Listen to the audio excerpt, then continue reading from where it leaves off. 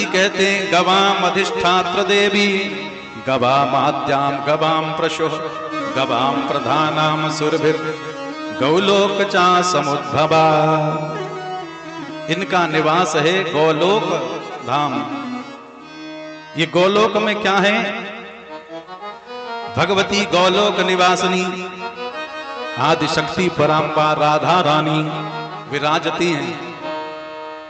एक बार यही पराम्बा राधा जगदम्बा की इच्छा से गौलोक में एक बटपत्र का निर्माण किया और उस बटपत्र में छोटे से बाल स्वरूप नारायण प्रकट करती हैं और उस बटपत्र में खेलते हुए उस बालक को भगवती निहार रही है। इन्हें बड़ा आनंद आ रहा है।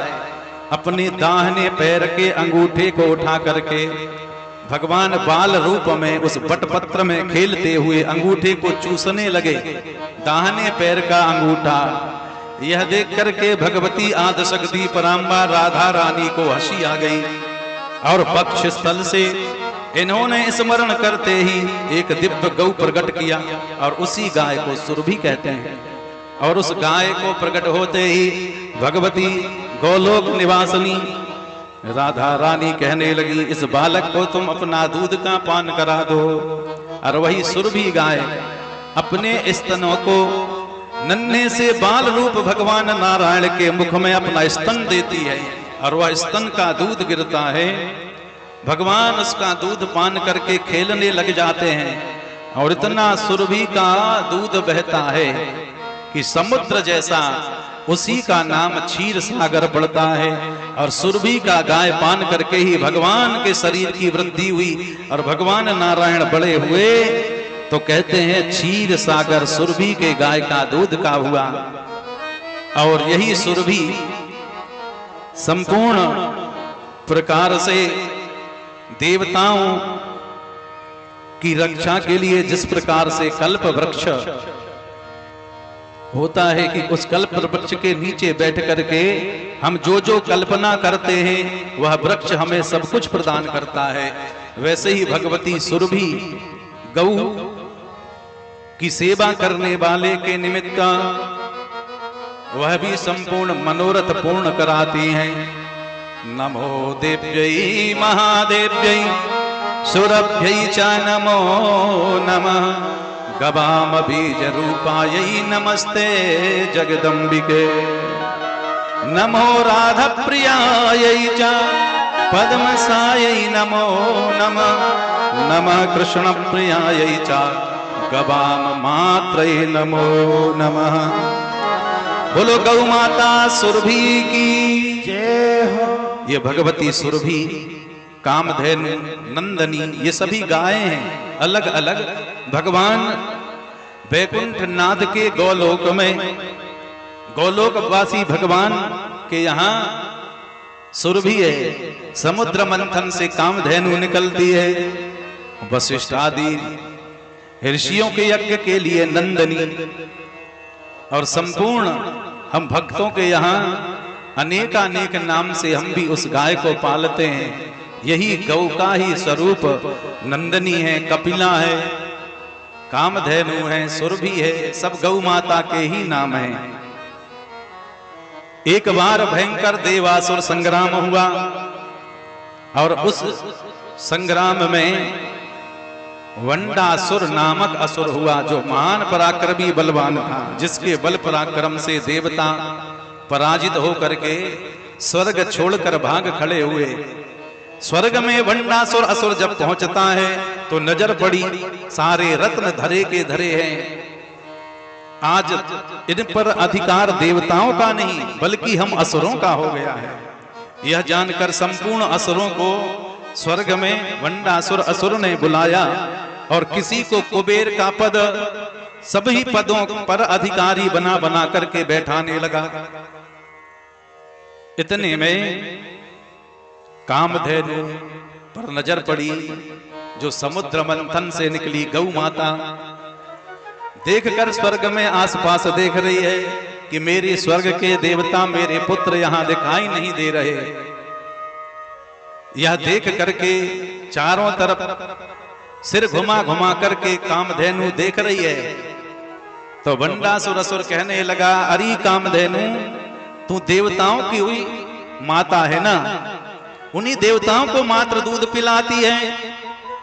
अब तो तेरे देवता यहाँ नहीं रहे, तेरा रहने का भी यहाँ आवश्यकता नहीं है। तुझे यदि चाहिए देवता पुत्र तो तू चली जा स्वर्ग से। जैसे ही बंडासुर असुर ने यह कहा, भगवती कामधेनु गौ माता कहने लगी, हे बंडासुर, हे पुत्र, हे वत्स, ये तू क्या कह रहा है? मां हूं मैं, जगत की माता हूं, विश्व की माता हूं, अतः मेरी नजर में क्या देवता और क्या असुर। माता की नजर में तो पुत्र एक समान होते हैं। मैं तो तुझे भी अपना दूध पिलाने के लिए तैयार हूं, क्या तू मेरा दूध पान करेगा? बंडासुर ने कहा, कामधेनु, तुम मुझे दूध पिलाओगी? तुम तो देवताओं की हो ना? कहा नहीं, हे पुत्र, मैं तेरी भी मां हूं, तुझे दूध पीना है तो एक बार मेरा दूध पान कर। वह असुर के मन में भेद दृष्टि थी कामधेनु गौ के प्रति, पर जैसे ही भगवती गौ माता कामधेनु का दूध का पान किया, वह दूध का पान करते ही उसकी बुद्धि, उसकी मति में अपार शक्ति उत्पन्न हुई, विचार ही बदल गया और तुरंत वह स्वर्ग में बैठे हुए असुर होते हुए बंडासुर के मुख से निकला, गवाम विश्वसमाति रहा। अरे ये गाय झूठ नहीं बोल रही, ये गौ माता तो विश्व की माता है। गवाम अबध्या संतु, यह गाय वध करने के योग्य तो है नहीं। ये असुर के निकले हुए वाक्य हैं।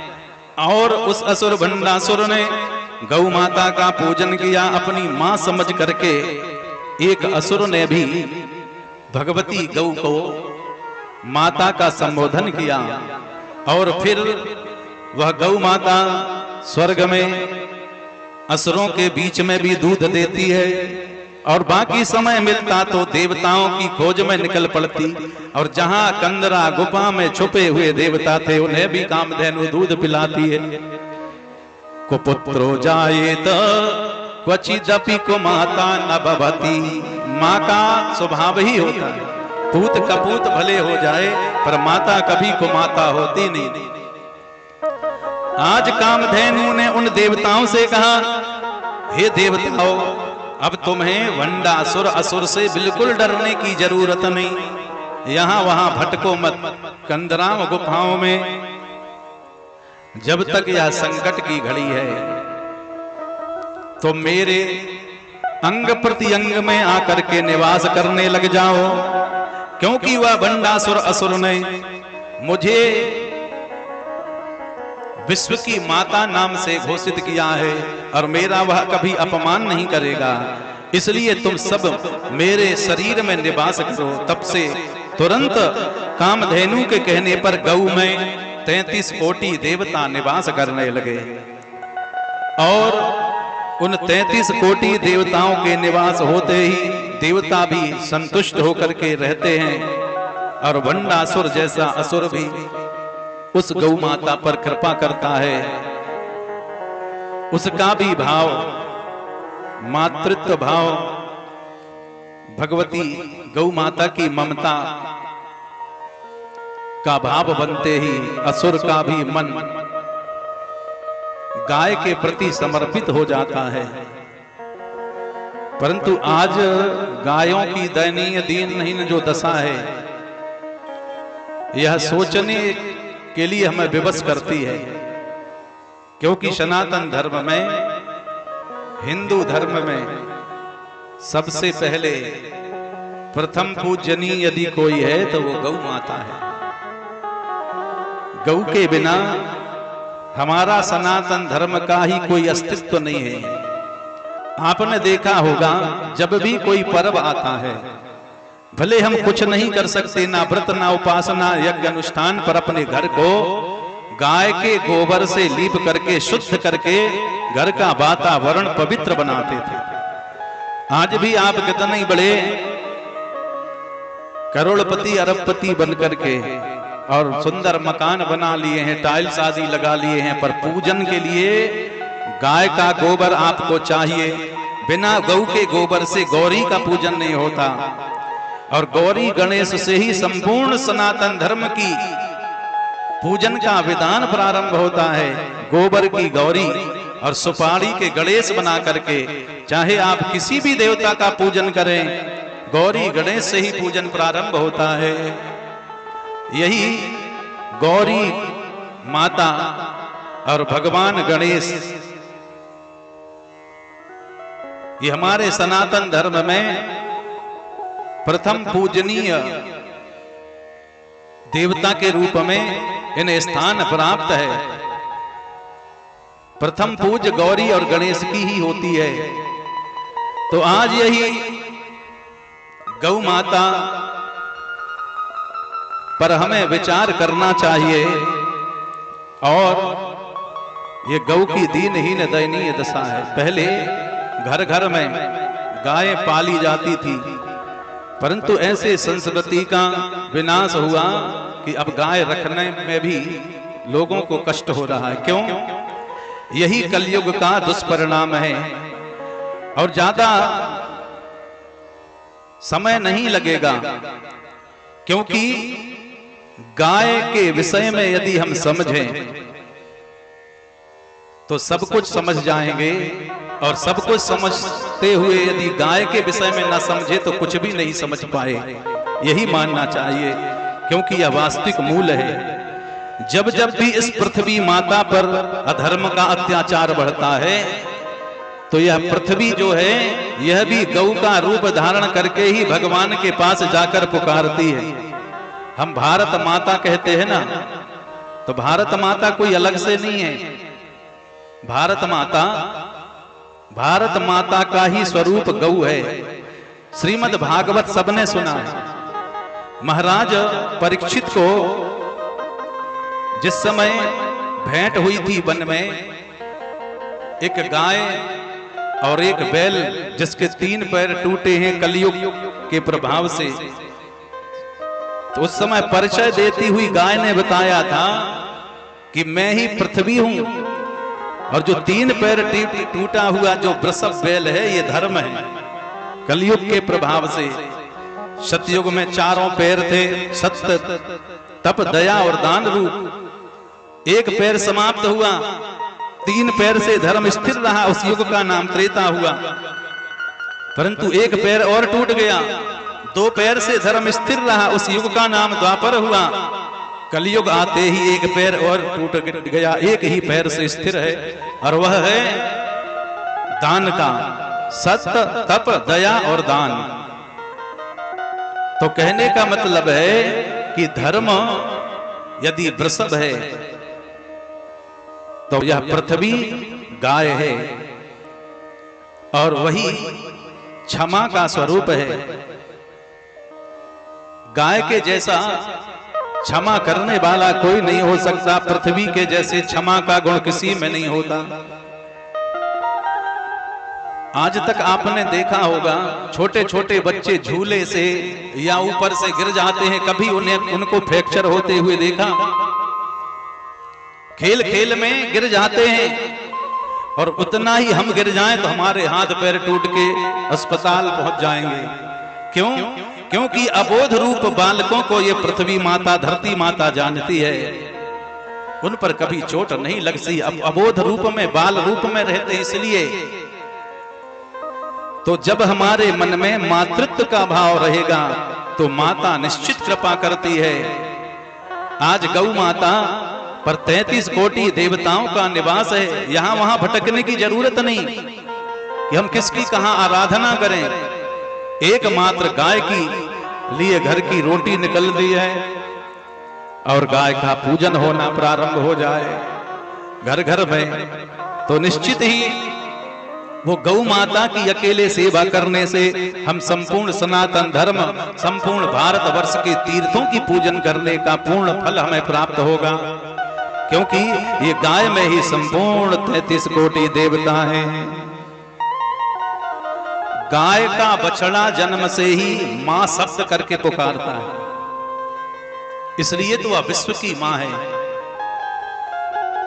बिना गाय के पंचामृत से पूजन नहीं होती, बिना गाय के पंचगव्य से कोई यज्ञ के 10 विध स्नान नहीं होते। स्नान के लिए जो पंचगव्य आदि पवित्रता के लिए हम करते हैं ना, गाय का गोबर, गोमूत्र, दूध, दही और घी मिलाकर ये पंचगव्य बनता है। और पंचामृत दूध, दही, घी, शक्कर, शहद आदि मिलाकर के हवन के लिए कहते हैं गाय का घृत, गाय का दूध ही प्रयोग में लाने का विशेष विधान है।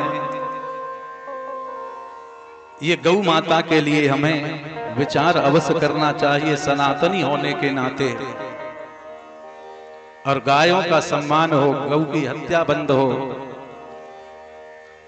हे गौ माता तिनका चर कर जो अपना काम चलाती है, बछड़े का पेट काट करके जो हमको दूध पिलाती है। गौ माता को कुछ नहीं चाहिए आपसे, वह तिनका घास खा करके जीवन जीती है। आपके पास समय नहीं है तो गाय को छोड़ देते थे तो जंगल में घास चरकर आ जाती थी, घर में बछड़ा बंधा दिन भर प्रतीक्षा करता रहता था। और जैसे ही शाम को गाय आती है दौड़ती हुई रंभाती, मेरा बेटा बंधा हुआ प्रतीक्षा कर रहा है। गाय आई, हमने उसे बांध दिया और सबसे पहले उस बछड़े को नहीं छोड़ते कि गाय आ गई, दिन भर से उसका बेटा बंधा है। सबसे पहले गौ दोहन के लिए हम पात्र बर्तन ले आते थे कि गाय को हम दोह लें दूध, परंतु उसके पहले बर्तन की व्यवस्था करके बछड़े को जैसे ही छोड़े तो झटपटाते हुए दौड़ता हुआ दिन भर का भूखा बेटा मेरी मां आ गई कह के दौड़ता है। और अभी अभी पीना ही चालू किया कि तुरंत खींचकर उस गाय के ही सामने, उसके मुंह के सामने बछड़े को बांध दिए और बर्तन लेकर बैठ गए लगाने को। वह विरोध करता झटपटाता है, मां मेरे साथ अन्याय हो रहा है, पूरा दिन आपकी प्रतीक्षा की और ये मुझे दूध पान नहीं करने दे रहे। तो गाय उसे चाटने लगती है, चूमने लगती है और कहती है बेटा ये भी मेरे बेटे हैं, तू नहीं जानता, इन्हें भी दूध लगा लेने दे। लाड़ प्यार दुलार कर अपने बछड़े को चाट चूम कर समझाने लग जाती है, अपने बेटे को समझाती है। और है धर्म रूप में पिता बैल जो अपना रूप सुखा करके देता है हमको अन्न धान्य, खेती से जोत कमा करके। वो कृषि में उस गाय के बछड़े की क्या प्रधानता थी, अपना जब तक जीवन रहता है तब तक स्वामी को कृषि में सहयोग करने वाला वह धर्म रूपी वृषभ, वह बैल सहयोग करता है। आज उनका उपयोग समाप्त तो हमने घर से निकाल दिया।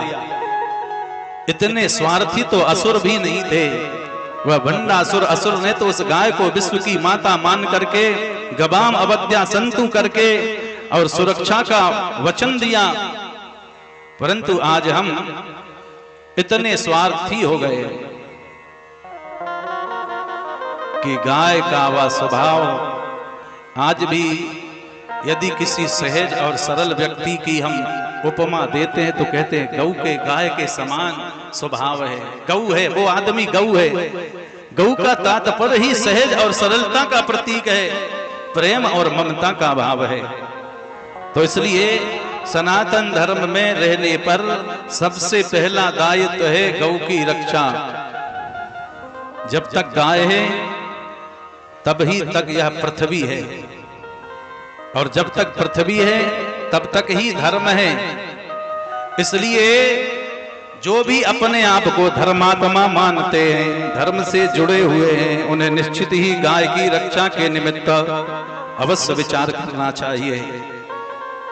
और जितना जो कुछ भी हो सके, जैसे हम अपने परिवार के सदस्यों की चिंता करते हैं, वैसे ही एक गाय के विषय में भी चिंतन मात्र आ जाए, एक संगोष्ठी विचार करके पूरे गांव-गांव बैठ करके हम अलग अलग घर में नहीं पाल सकते तो कम से कम आसपास घूमने वाली गायों के लिए सामूहिक रूप से गौशाला बनाकर के सेवा करने का तो हम धर्म निभा सकते हैं, और जो गौ हत्याएं हो रही हैं उस पर रोक लगाया जा सकता है। नगर नगर और पर्वत पर्वत, एक सुंदर भाव भगवती के गौ माता पर है। नगर नगर और गांव गांव में यह संदेश सुनाना है, गांव गांव और शहर शहर में यह संदेश सुनाना है। पाप है गौ माता की हत्या, इसको बंद कराना है। पाप है गौ माता की हत्या, इसको बंद कराना है। पाप है गौ माता की हत्या, इसको बंद कराना है। गांव गांव और शहर शहर में, गांव गांव और शहर में, गांव गांव और शहर शहर में, गांव गांव और शहर शहर में यह संदेश सुनाना है, यह संदेश सुनाना है। पाप है गौ माता की हत्या, इसको बंद कराना है। माता की हत्या, इसको बंद कराना है।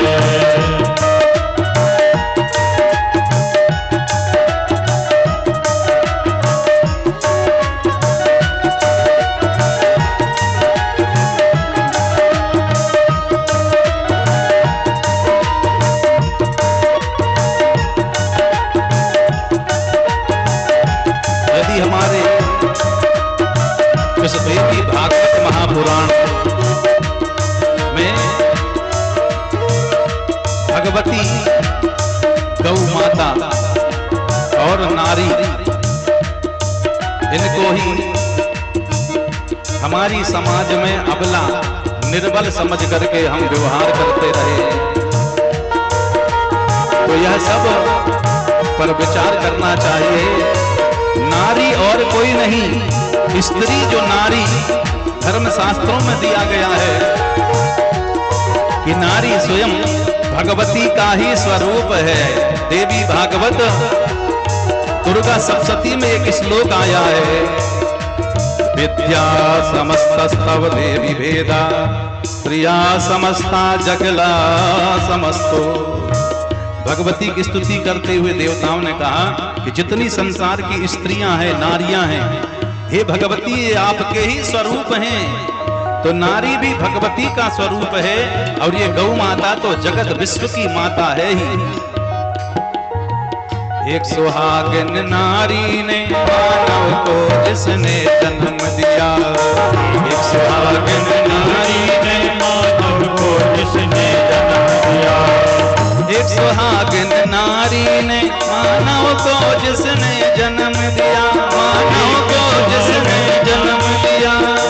एक सुहागिन नारी ने मानव को जिसने जन्म दिया, एक सुहागिन नारी ने मानव को जिसने जन्म दिया। धरती माँ की गोद में खेला, गौ माता का दूध पिया। धरती माँ की गोद में खेला, गौ माता का दूध पिया। एक सुहागिन नारी ने, एक सुहागिन नारी ने मानव को जिसने जन्म दिया, मानव को जिसने जन्म दिया। धरती माँ की गोद में खेला, गौ माता का दूध पिया। धरती माँ की गोद में खेला, गौ माता का दूध पिया। गौ माता का दूध पिया, ओ गौ माता का दूध पिया।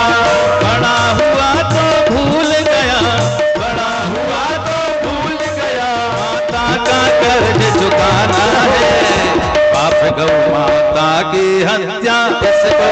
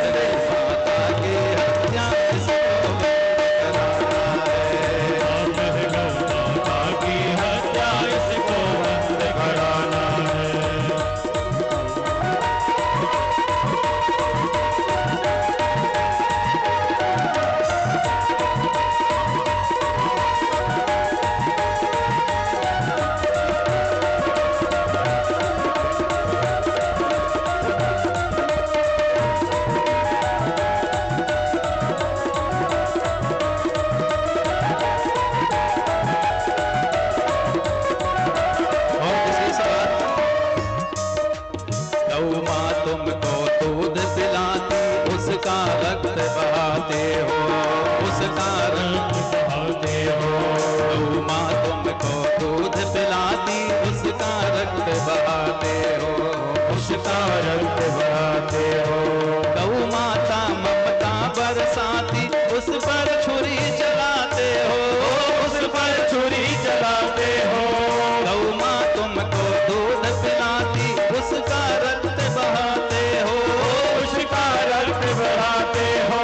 गौ माता ममता बरसाती उस पर छुरी चलाते हो, उस पर छुरी चलाते हो। भूत नहीं तुम हत्यारे हो, भूत नहीं तुम हत्यारे हो। सारे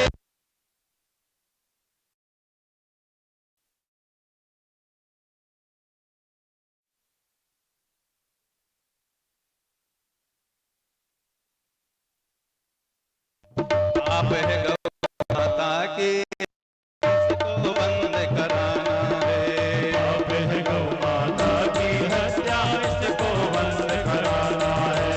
गाँव गाँव और शहर शहर में, गाँव गाँव और शहर शहर में यह संदेश सुनाना है। आप है गौ माता की हत्या इसको बंद कराना है। आप है गौ माता की हत्या इसको बंद कराना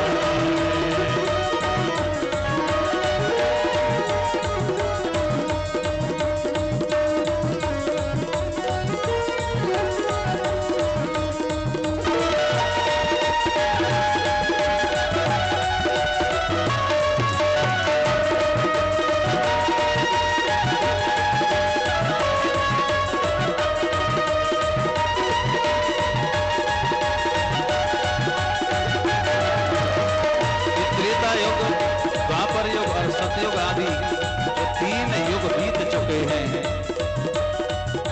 परंतु इन तीनों युगों में अत्याचार यदि हुआ है तो इतिहास में हमने देखा है नारियों पर भी हुआ है और गौ माता पर भी होते आ रहा है। पर कलयुग में जो बढ़ा है अत्याचार, हमें नहीं लगता किसी युग में हुआ होगा। कलयुग में नारी और गौ माता पर अत्याचार हुआ, माता पर अत्याचार हुआ। कलयुग में नारी और गौ माता पर अत्याचार हुआ, माता पर अत्याचार हुआ। दोनों की दयनीय दशा पर कहीं न कोई विचार हुआ, कहीं न कोई विचार हुआ। कलयुग में नारी और गौ माता पर अत्याचार हुआ, माता पर अत्याचार हुआ। दोनों की दयनीय दशा पर कहीं न कोई विचार हुआ, कहीं न कोई विचार हुआ। झूठी बहरी हुई अदालत, झूठी बहरी हुई अदालत, खुद ही सजा सुनाना है। आप गौ माता की हत्या इसको बंद कराना है। आप है गौ माता की हत्या इसको बंद कराना है। आप गौ माता की हत्या इसको बंद कराना है। आप है गौ माता की हत्या इसको बंद कराना है।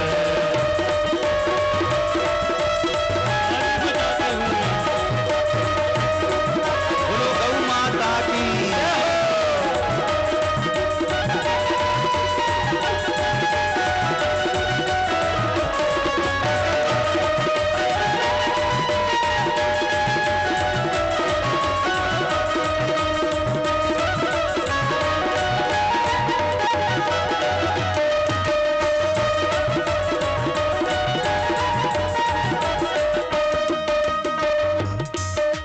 तुमने कितने पाप किए हैं इसकी गिनती भूल गए, इसकी गिनती भूल गए। तुमने कितने पाप किए हैं इसकी गिनती भूल गए, इसकी गिनती भूल गए। चांदी के सिक्के देखे तो गुब्बारे से भूल गए, गुब्बारे से भूल गए। तुमने हमने कितने पाप किए हैं इसकी गिनती भूल गए, इसकी गिनती भूल गए। चांदी के सिक्के देखे सो